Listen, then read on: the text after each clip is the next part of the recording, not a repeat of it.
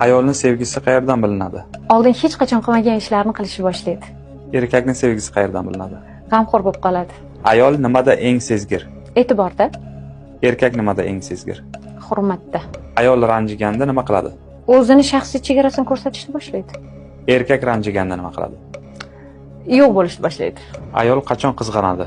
Qachonki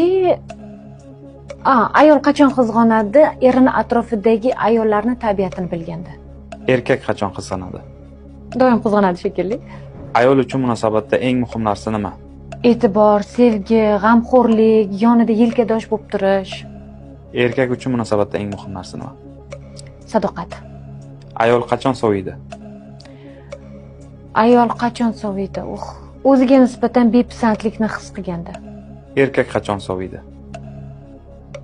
hurmatsizlik ko'rganda, Ayolni qanday yutish mumkin?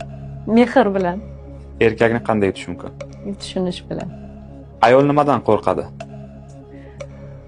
e'tiborsiz qolishdan, Erkak nimadan qo'rqadi?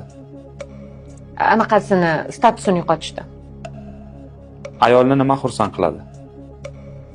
oddiy narsalar ham xursand qiladi, samimiyat xursand qiladi. Erkakni nima xursand qiladi? Ayolni baxtliligini ko'rish menimcha.